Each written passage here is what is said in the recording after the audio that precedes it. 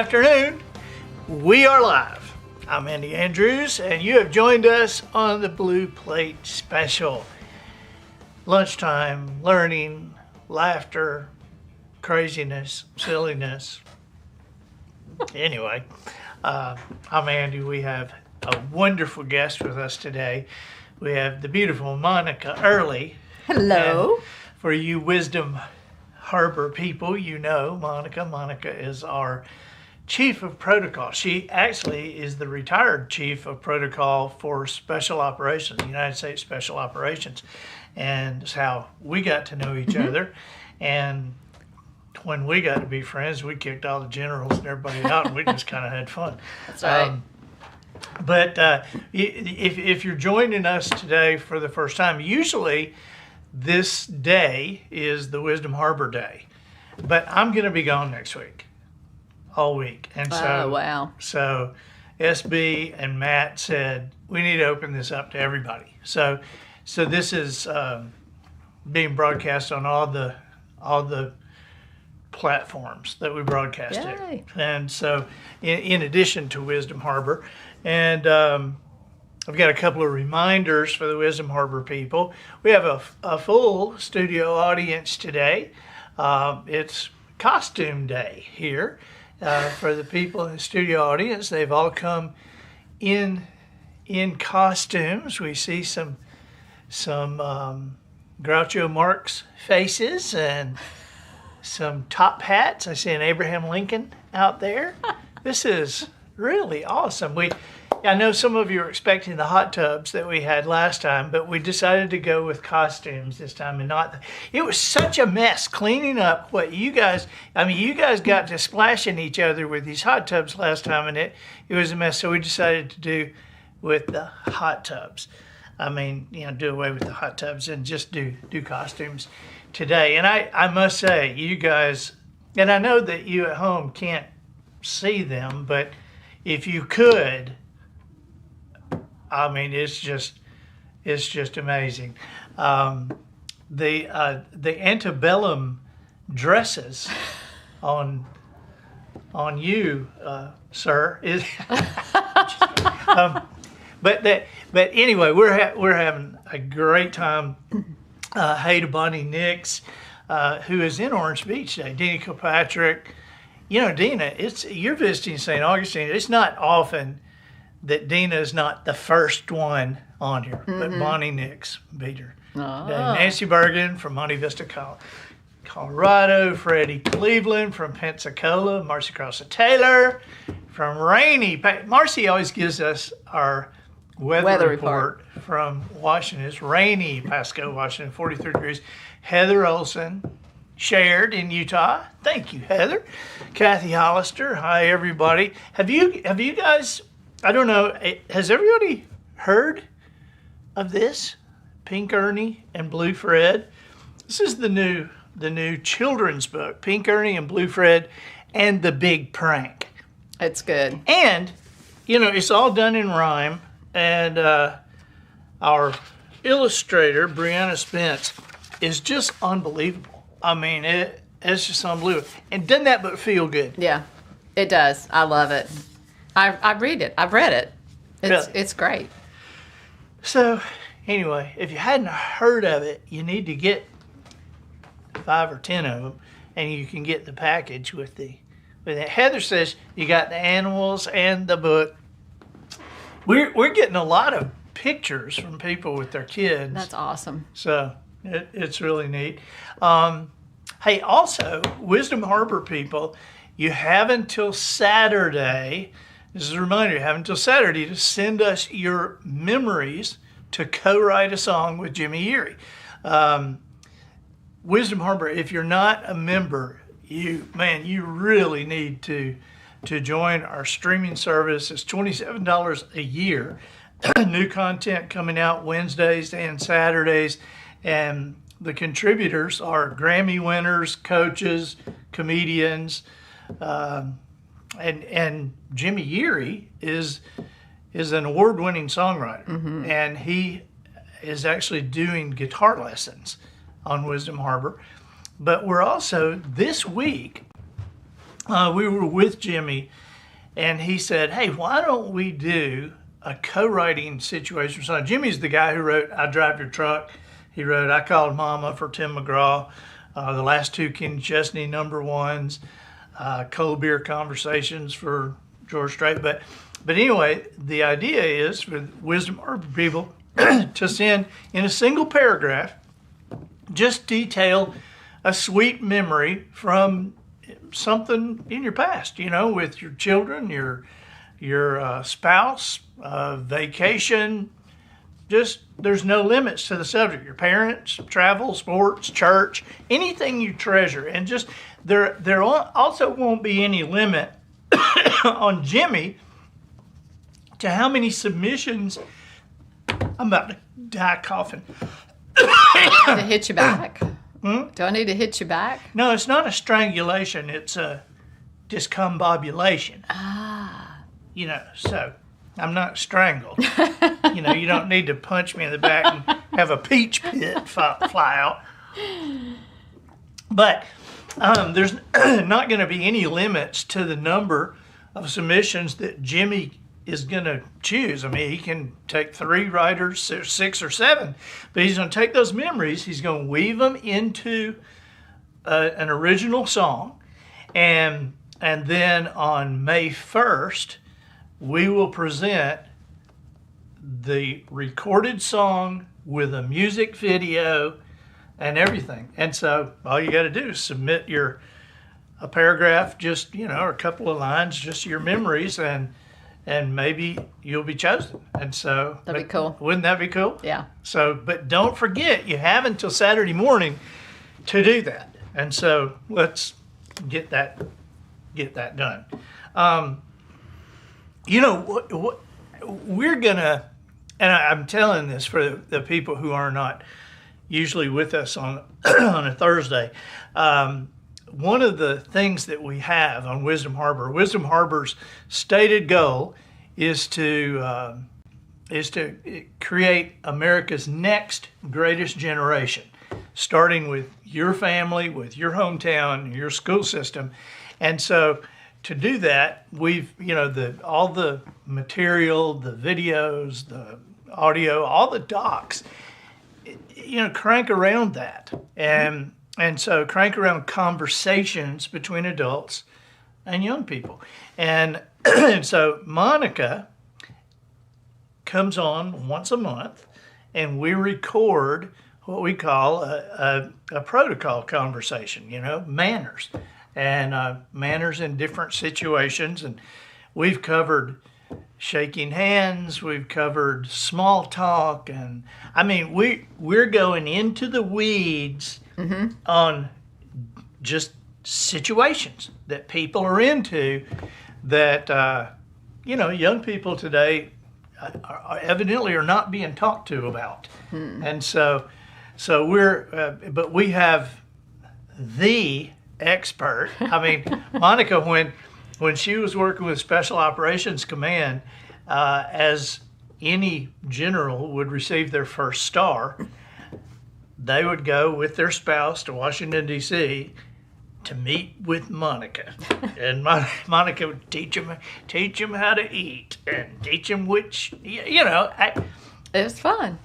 But it was so funny working with Special Ops, and I would be over there with the squadron commanders, and we would have a meal, and I would, here's these guys out there having firefights on the Afghan border, and I'd terrify them about Monica, because we'd go eat, and I go, be careful, don't get at Monica's table, because she'll watch which fork you use, and she'll criticize you right there in front of everybody. Oh, really? Will she? And I said, yeah, she will.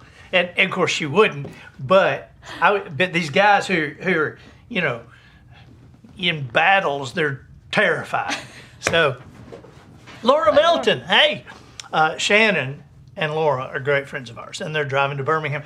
Shannon and Laura, they are the parents of a girl, Olivia, who is now a mom, but my boys were little, and when she turned 13, I told everybody from 13 to 19 that Olivia was my favorite teenager in the world. Wow. Yeah, I mean, That's awesome. and so obviously Laura and Shannon are great parents. Now, what does that say? Olivia will be in town next week, and I'm gone next week. Oh no. Oh no. Well, maybe I'll just cancel everything just so I can see Olivia. Billy's bacon.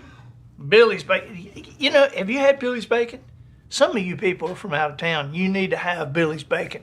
Over in Fairhope, and they say they need Jimmy to come serenade the bacon and ride in his old '58 Chevy Apache truck. Jimmy would love that. Lord, would Jimmy love that. So what is Billy's bacon? Billy's bacon is this. It's, you know, to call it boutique bacon, probably Billy probably wouldn't like that. Yeah. But that's kind of. I mean, it's bacon like you've never had. Okay. And I love bacon. And it, you know, it's bacon. He charges $10 a slice for it. Not really. I was fixing to say it better be the best bacon I ever put in my mouth. It is the best bacon. But anyway, they're in Fairhope, and everybody talks about Billy's bacon around here. So you know, we do. So anyway, once a month, Monica comes in, and we talk while we do the Blue Plate special. But then we'll switch and record the protocol conversation, which we will in just a minute. Yep. They'll be ready. Good subject. You know, I'm working with the city of Orange Beach, and yesterday, or creating measurable results, is working with the city of Orange Beach. And so yesterday, I went over to the convention center with the mayor and the city council, and every employee. Oh wow! Of Orange Beach, which I saw all the police there and everybody, and I thought, well, now would be a time to create some mischief, because everybody is in here. It's just like in Alabama, I would think a great time to rob a place would be during the Auburn-Alabama game, because the streets are just like empty, you know. That's true. But that's true. But anyway, I was over there with him, and I mentioned our escalator statues. Oh. And they started snickering. I bet. You know, and those of you who are visitors from out of town, if you haven't seen the escalator statues, you definitely need to have your picture taken. Mm-hmm. We've got 4 of them, and I mean they look real. I mean it's you know it's art, but it's art that is like it's ultra realism. I mean, it's the same size. It looks real. And so, but have your picture taken on the escalator statue. I think they're the only ones in the world, and we have a matching 4 of a kind. And you can have your picture taken and post it online. And I mean, the Marlin statues down here, there's 2 of them, and they're not that big a deal. They're Marlin statues in other places, but where are you going to find an escalator statue? I mean, really. That's true. So, I bet that whole group yesterday had to run down here. Oh, they're very aware of the escalator statues. Yeah. You know, we've had them for 4 years. I know. So that's a long time. That's a long time. Yep. To have a piece of art, or you know.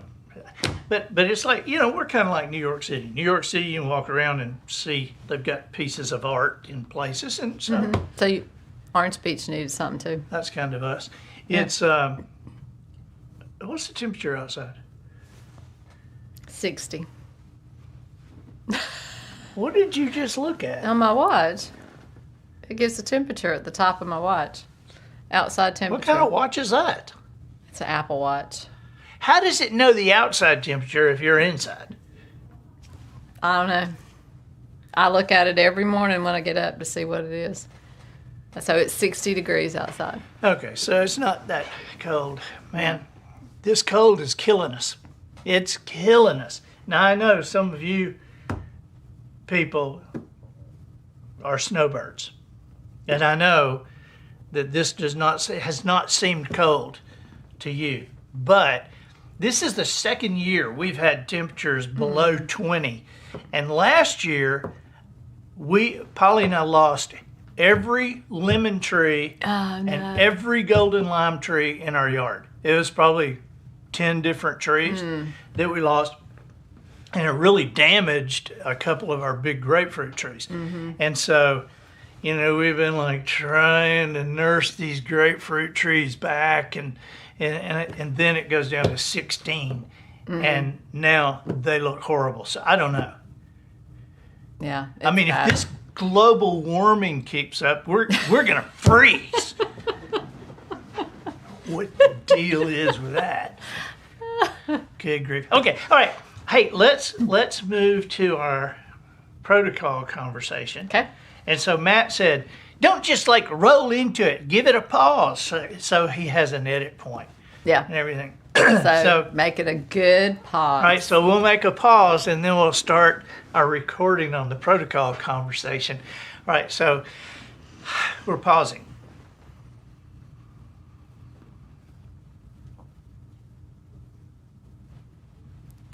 I expected as much. Is that long enough for you? Okay. All right, here we go. Welcome once again to the Wisdom Harbor Protocol Conversation with the Chief Protocol Officer, Monica Early. And we are excited. These are always fun. These are getting more and more fun. They are. I think you get sillier and sillier. Uh-oh. Well, I think it's you. it could be, but it's fun. But as we dig in, as we go in these are fun. And and we're hearing from a lot of, we had kind of expected to hear from parents, but we're hearing from a lot of teenagers. Oh, that's good. Hey, this is helping. This is amazing and fun to watch. We've had a couple of classrooms that are watching these together. That's good. And so anyway, we're glad you're here. What are we talking about this month? We're going to talk about doctor's office and waiting room manners. Doctor's office manners. Well, which direction are we talking about it from? The doctors, like, are we going to tell the doctors how to act, or? Well, not so much the doctors as much as the medical staff. Okay. I want to start with that, but then we want to talk really about patients and caregivers that bring people in. Yeah. Okay.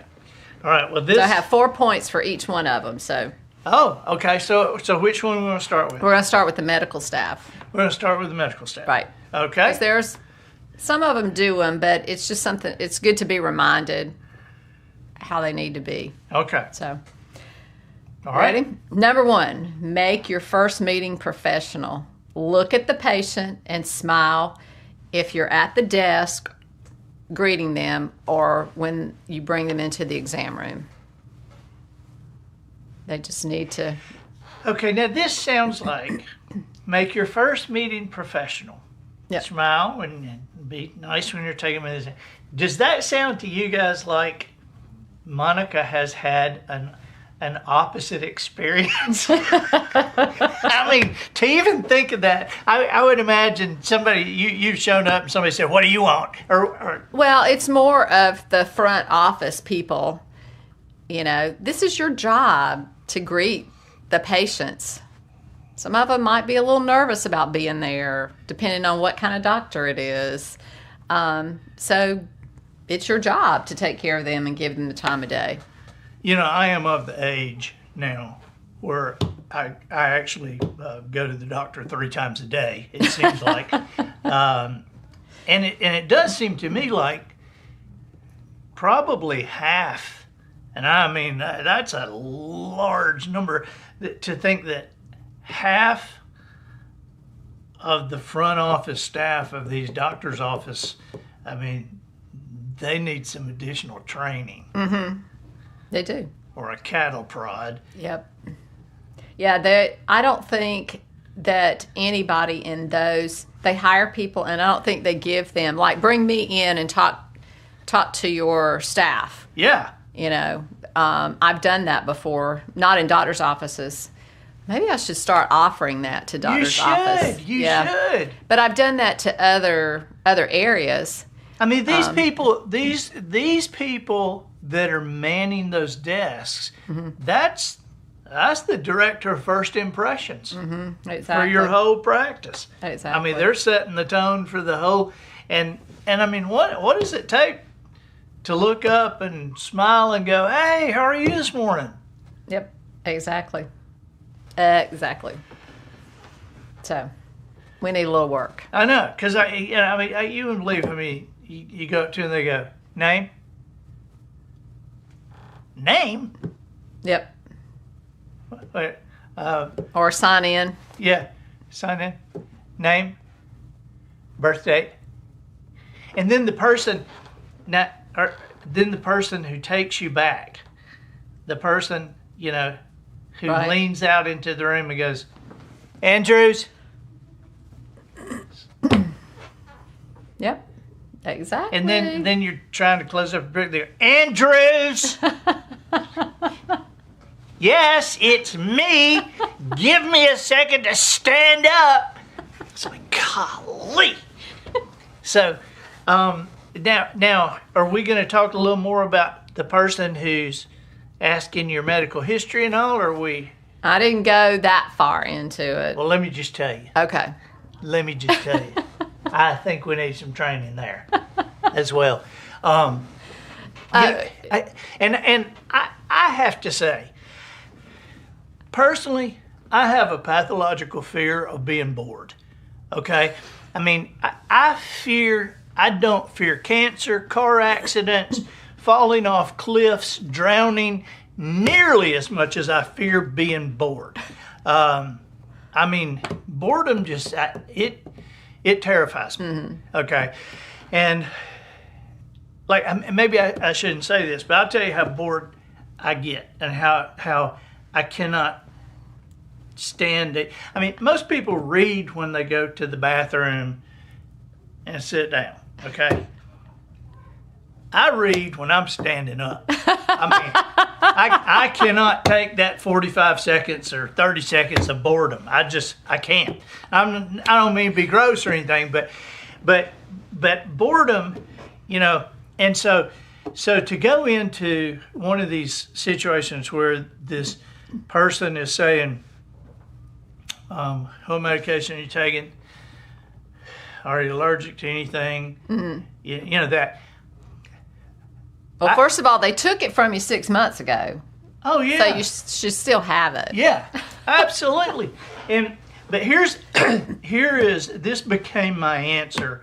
When I was having my neck thing, I was having to go to the doctor all the time, and so I was in there one time, and I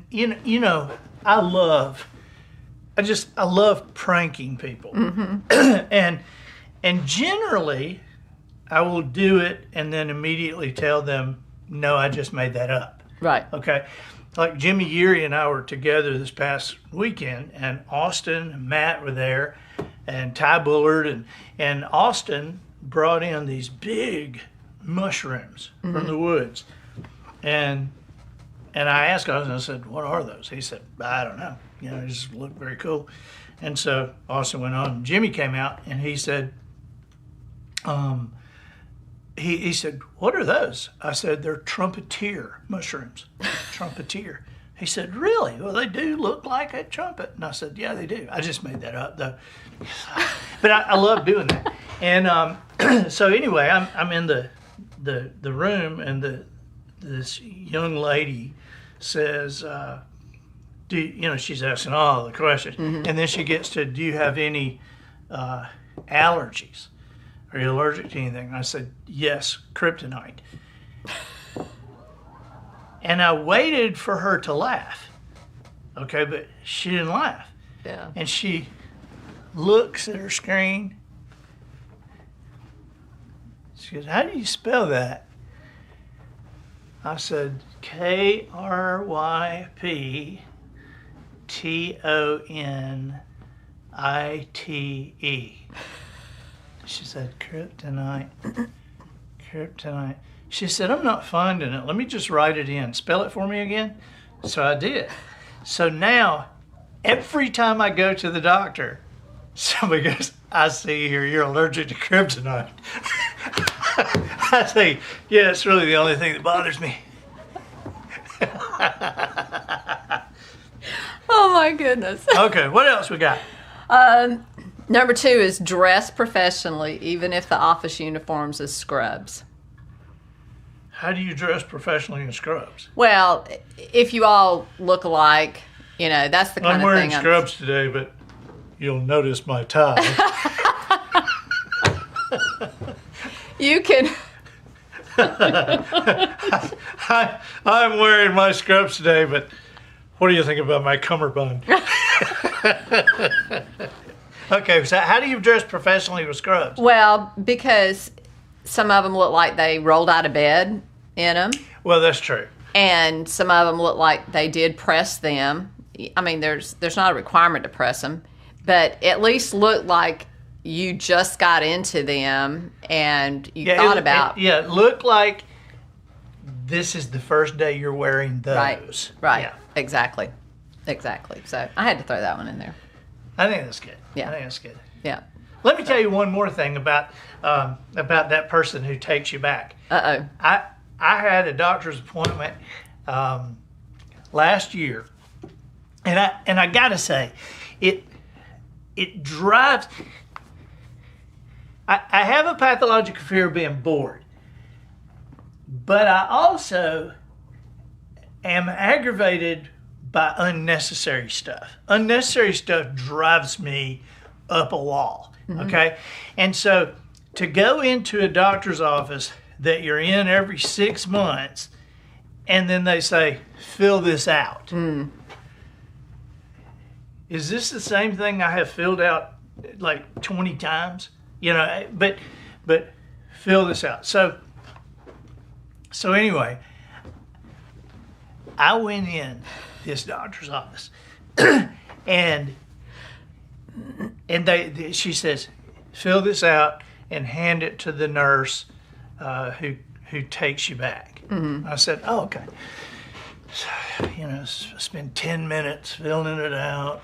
You know, have you been in contact with a camel? No. Yeah, whatever it is. It's all these stupid things.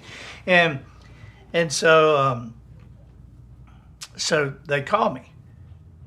And I have the piece of paper because I've given the clipboard back. So it's 2 pieces of paper, front and back. And as God is my witness, this girl said, Andrews. I get up and go, and I hand her the pieces of paper. She has just walking, holding them like this, right? She opens up the room and she sits me down and puts them right in the garbage. I mean, right in the garbage. She don't look at them. She don't make a little play of passing them to another nurse. Right in the garbage. I didn't say anything because I was waiting for the big reveal when the doctor came in. And he's a, older, very professional guy, and he, has become a friend. And so he came in, and he likes Buc-ee's.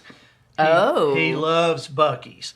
And so anyway, I don't know why I threw that in, but he comes in, and he said, any problems since last time? I said, no, not till I got here. Oh. He said, what do you mean?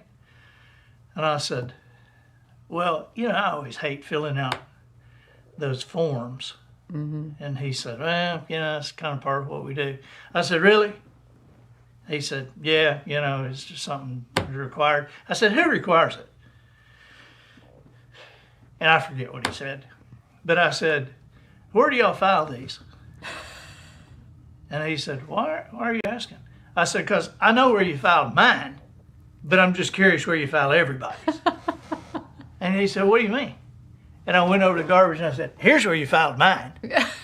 I said, you know, if you're going to have me fill these things out, at least make a pretense of putting them somewhere, like patting them, like that Like 10 you looked minutes at I 'em. spent, like you actually need them. Don't just have somebody throw them right into the frickin' garbage. He was horrified. Oh, yeah. But, you know, he wasn't horrified that they did it. He was horrified that she had done that and they got caught. Right. That's what he was horrified about. Right. Right. Go ahead. Tell me something else Okay. and I'll find something else to gripe about. Okay. Keep office differences under wraps. Not everyone works well together, but at least don't let the patients see it. Have you ever seen a fist fight? I haven't seen a fist fight, but I've seen them when you can tell. Oh, they're sniping. You could cut it with a knife. Yeah. And an office where you're working with the public is not the place to do it. Well, you see Julie and Sonia out there? Julie and Sonia, they just had a fist fight yesterday, right back here. And I mean, we don't put up with it more than once a week, you know, but we put boxing gloves on them. But, you know, that's one of those kind of things that I look at, and with our staff, I mean, we don't put up with that. No. I mean, and it's not a matter of we have to say we don't put up with it. We've had a couple of personnel changes just because they didn't fit. I mean, Right. you know, I mean, Yeah. what we do, we can teach somebody to do what we do, but you can't buy a personality sometimes. Oh, no, that's true. So, That's true. you know, I mean, Julie and Sonia, I mean, they're awesome. Okay, but their value, what they do is great. But their value of who they are Right. makes them irreplaceable. Absolutely. Absolutely. I totally agree. Yep, that's what you want. Okay, last one for the medical staff and doctors. Let the patient know what you're going to do before you do it. You know what? I was at the urologist and I thought that same thing. I said, tell me before you do that. I mean, here I turn around and just give me some warning.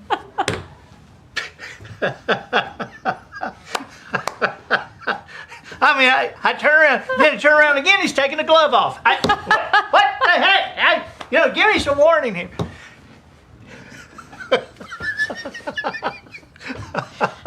My goodness. But you know, Yeah. like what? Shots or? Anything you're going to do, I just think, especially if it's a specialist, you know, that you just need to let them know what's going to entail. Some people are nervous going to the doctor. You know, my blood pressure's always a little bit higher than it should be.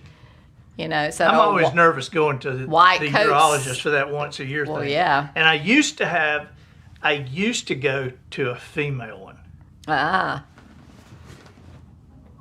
Oh God, it was horrible, and I don't know how I got started going to her. Well, I do. 2 doctor friends of mine used her. said go. Mhm. But she had a great thing. She would say, she said, I know this is kind of, she said, I know it's kind of embarrassing to have a woman do this, but there is a benefit, and my motto is smallest finger in Fairhope. That's what she said. Oh my God. Oh my goodness. And you know, here we all know, but I guarantee you there's some teenagers watching this going, what are they talking about? Yeah, just wait till Ask their parents. Wait till you're 40 or 50. Okay. Yeah, exactly. So we can move to being a patient or a caregiver when you come in. I don't think we have to behave. Well, yeah, we do. We do? Yeah. Okay. All right. So, first one is don't come in talking on the phone with your speaker on. people do that with their speaker? Oh yeah. I've just recently just heard everything that was going on in this person's life What was it? because she came talking about what's going on with her ailments, and who knows if this person that they were talking to knew that they were on speakerphone walking through a doctor's office. I mean, she kept talking while she went to the counter to check in and signed the clipboard, and then kept talking and went to the back of the room and kept talking. I wanted to go over there and ask her to, That drives me nuts wherever Yeah. I am. I mean, it's like sometimes people, they're maybe not on speakerphone, but they feel like I'm talking to somebody in Maine. Right. And so they've got to hear me without this Right. phone. Right. It's like, hey, That's right. how are you? It's like, God almighty, So the same doctor's office. I mean, I had to wait for quite a while, so I saw a lot. Same one, a caregiver rolls a woman in a wheelchair, and she has a tablet in her lap, and her daughter is talking to her, and we can hear the whole conversation. And the daughter is telling the caregiver what to ask the doctor while she's in the doctor's office, and asking his mom, are you still okay? And so the caregiver and the mom are talking back, and the tablet was bigger than this. And yes, so everybody in there got to hear what's going on. Thankfully, I'm in an eye place. I'm so glad we weren't in, a gastro doctor's office or something. We were in a place that does, all kinds of eye surgery and laser surgeries and cataracts and all that stuff. So, Have you had LASIK? no. I had LASIK. Did you? Yeah, years ago. Yeah. I had it when, you remember all the commercials where they'd say, come in and for a free appointment to see if you qualify for LASIK surgery. And then when you go in, you realize that there's nothing physical. It's just like, have you got $10,000? Yeah. You qualify. It's like, okay. That's true. Okay. So number 2 is don't listen to videos with the sound without your earphones on. Truly. And that drives me nuts on airplanes too. Oh, yeah. Well, it drives me nuts anywhere. Somebody's sitting in a restaurant in the booth behind you, and they got a movie going. Right. Well, and the doctor's offices are usually An a little R-rated bit... movie. With bad words. Yeah. What now? The doctor's offices are supposed to be a little bit quieter, and sometimes they are. And I don't know what this gentleman was listening to. I think he was looking something with trains, locomotives, older trains, because you could hear the tracks, and you could hear the whistle, And I'm thinking, and it wasn't like it was just a little. He had volume up, and then he would laugh a little bit, and so. Oh, come on, Paw. Yeah, I know. Yeah. It's like that's your granddaddy. Yeah. Only granddaddies do something like that. Yeah. I was telling Matt last night. Matt was over at the house eating with Polly and me, and Polly had some parched peanuts. Ooh. We were cracking them, And I said, my granddaddy. I mean, every time I see parched peanuts, I think of this. My granddaddy, my mama's dad.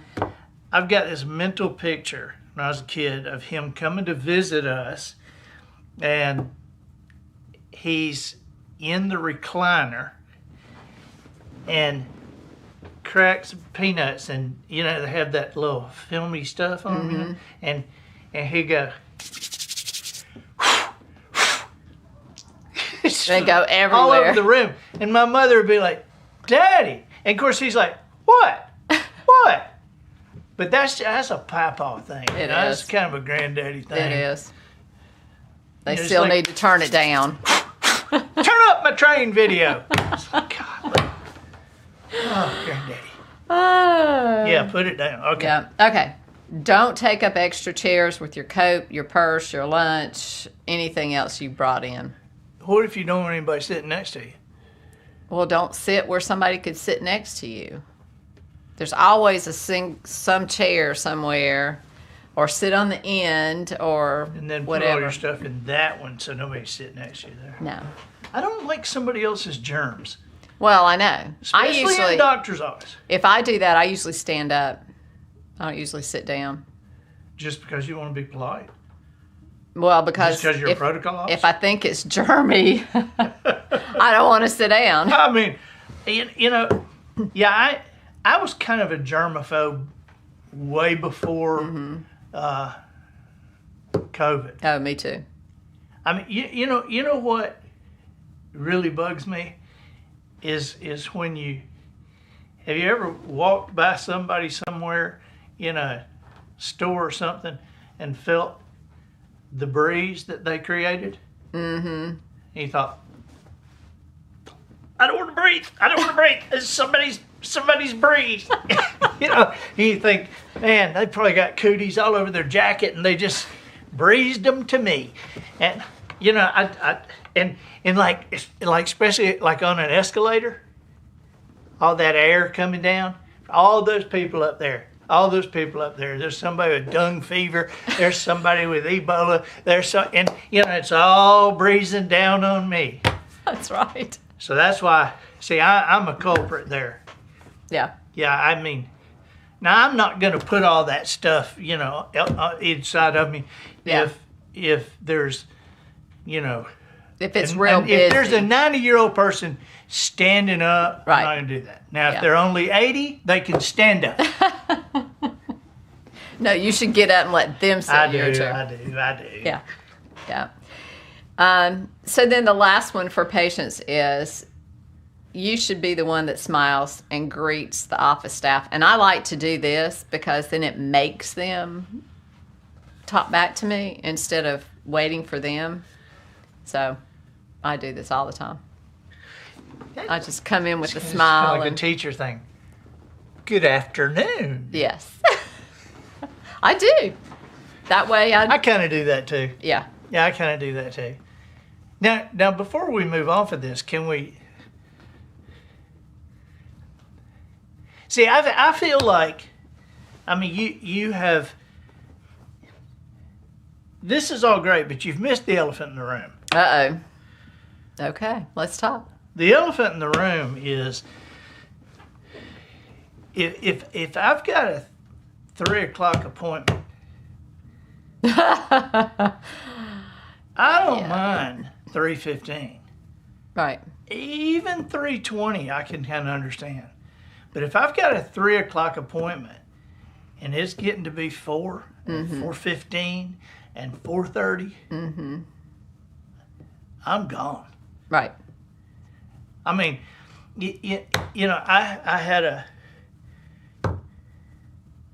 I had a thing a couple of years ago where I had it was like a 2:00 appointment, and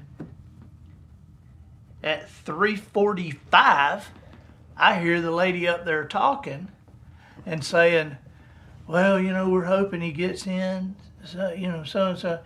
And I went up there and said, "Is the doctor not even here?" And she said, "He's not. He had some stuff going on." And I said, and I turned, I hope Polly's not watching this because she would cringe, right? So I turned around to the waiting room of there are 40 people there, and I said, "Do you mean we have been waiting all this time and nobody has even told us the doctor is not even at the office?" And people were like, and I said, You started a stir. "Yeah, I did. Yeah. I did." It's just like airlines. I'm like, hey, I understand there's stuff going on, But you're sitting tell up you. at the counter and you're not doing anything. You're not writing anything. You're not listening to anything. You're just sitting there. Yeah. Tell us what's going on. Right. Well, I don't know. Maybe I didn't write that down because my doctors will tell us when we walk in the door if they're running behind, and you can either reschedule or you can wait. Well, I have one doctor. I like that. I have one doctor that I see occasionally. Always late. Always late. Yeah. And then when you get in to see him, you know why he's late. Because he takes time with you. No, Why? he talks about nothing. Yeah. I mean, he'll talk and just sit back like, just about nothing. I Right. mean, Yeah. That's true. I've heard those stories. So yes, then that could be added to the staff and doctor side is but to because please let the patients know. yeah, Yeah. and heck, an hour and 45 minutes and he's not even there. I'm sure you rescheduled. Did you walk out? Yeah, I did leave. I did. I said, I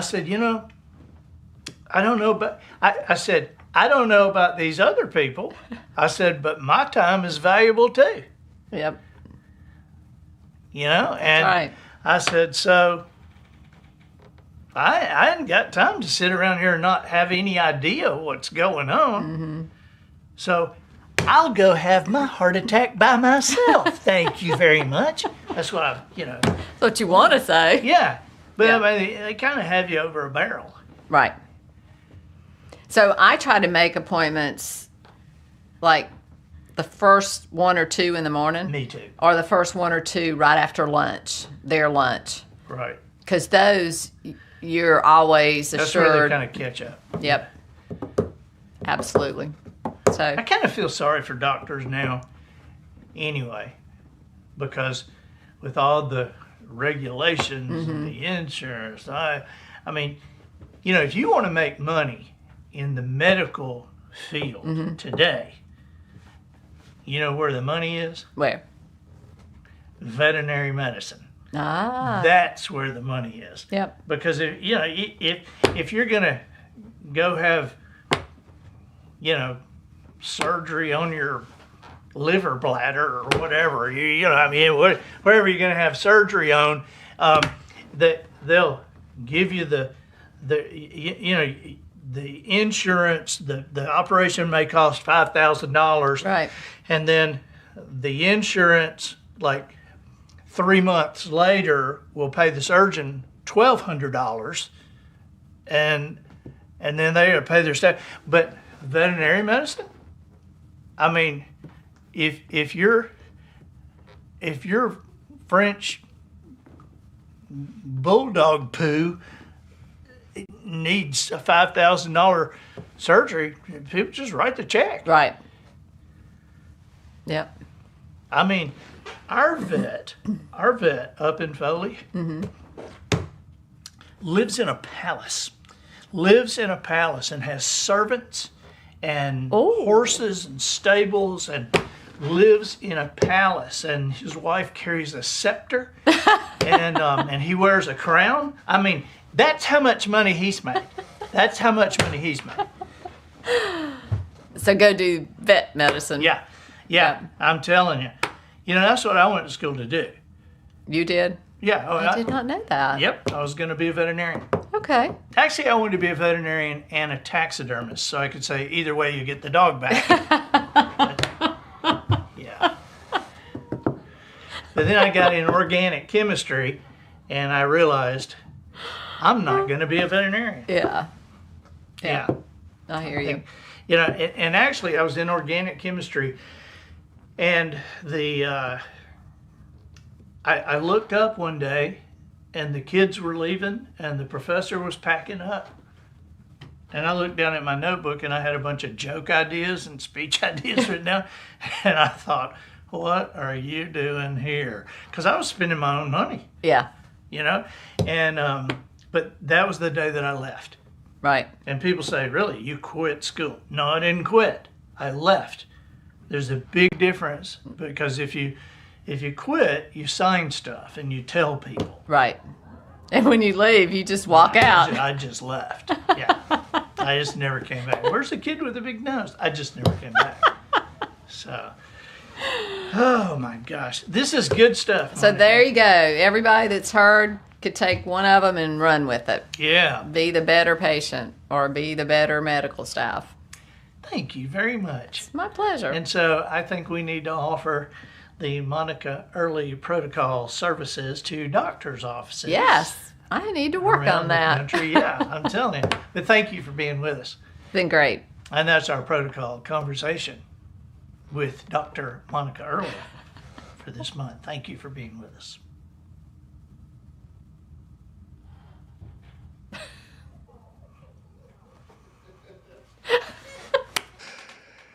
End scene. Thank you. Is that a long enough pause? Okay, good. And so now we just continue on with the Blue Plate special for another 3 hours. You guys good? Okay. All right, good. I have a great time when you're here. I love it. You are a little bit, throw you're stuff a little at bit me. silly, but you know. Throw me something, you know. Phew. I always count on it. You know, it's funny to me to talk to parents who are concerned about their young adults. Right. You know, because they'll say, oh, you know, he's working as a so and so or doing this or that, and I'll say, how old is he? And I say 22. Oh, when I was 22, I was living under a pier. So Yep. how's that? That's You know? right. How's that? And you know, I don't. There's a couple of things that I think about the. Well, there's a lot of things I think about the educational process. This is true. We haven't got the time on the calendar to talk about that, but it does kind of. I mean, when I went from wanting to be a veterinarian to wanting to be a comedian, I mean, you'd have thought the earth had swallowed me up. Oh, yeah. Not from my parents. My parents were the only ones cool about it. It was everybody else. Yep. And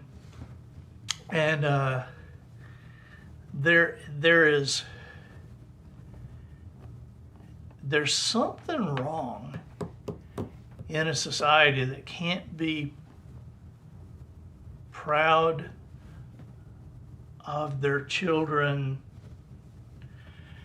Whatever they do. Yeah, I mean, because you see sometimes you see people go, and then what do you want to be when you grow up? And some kid will go, I want to be a doctor. And everybody, well, you can do it. That is great. You'll be great. You'll be such a good doctor, you know. And then they ask some kid, what do you want to do when you grow up? He said, I want to work on cars. Really? Well, you know, you could also be a doctor if you wanted to, right? Yeah. I mean, the heck? I mean, when did we decide that working on cars was not a great profession? Right. And because of that, I think because of that, you see a lot of teenagers. There's a disconnect with their parents because they're not proud of what their parents do for a living. Mm-hmm. And I mean, you wouldn't believe how many teenagers I've talked through the years. And I say teenagers, probably kids, 13 through 15 or 16 or something like that. And I'll say, now what does your dad do? What do your parents do? And it's like, well, my dad's like, he's a mechanic. Mm-hmm. Just like that. Yeah. He's a mechanic. And so I always say something like, oh, so he's a smart person? Mm-hmm. I go, what do you mean? Well, he's a mechanic. He works on cars and stuff? Right. So he's a smart person. That's right. Look, You know, you ever open the hood and look in there? Do you know what you're looking at? That's right. No, not really. I don't either. I mean, I'm lucky I can put gas in the car. And your dad can look at all that and fix that. Do you know all these people, these doctors, attorneys, do you know how much they depend on your dad? That's right. I mean, they couldn't do what they do without your dad. So I'm just saying he must be very smart. Yeah. But it's a perspective. It's a choosing to think a certain way. And I think that as a society we've gone too far on this idea of college is the only way you can do anything. Right. You know, my next door neighbor,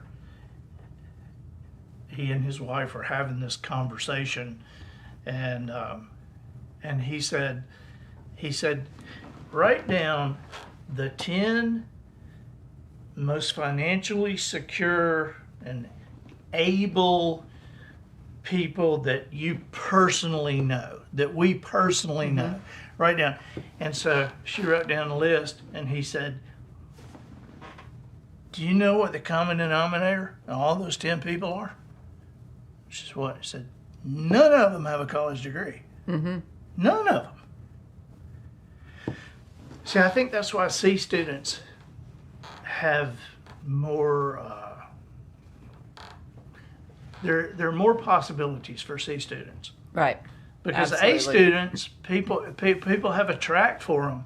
You know, it's like, well, you make A's. I mean, you're going to be a doctor. I mean, there's not many people can do this, and so whether they want to be a doctor or not, you know, it's kind of okay. You know, I make straight A's and I'll be a doctor, and you know, I made a 32 on my ACT. But yeah, you made B's and C's. Do whatever you want to do. You know, but you know, we have two boys. One of them made great grades, and the other one did not make great grades.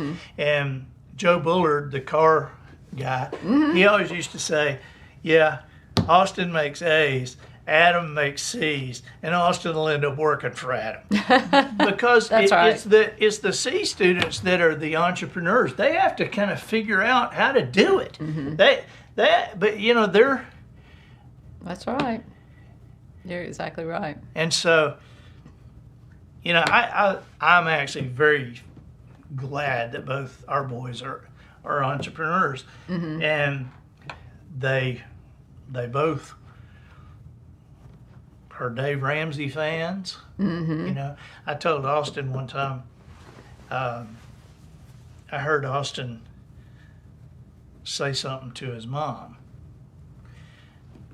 and I told Austin, I said, now later I said, let me tell you, at your age, you're gaining a lot of knowledge, but you're still needing some wisdom.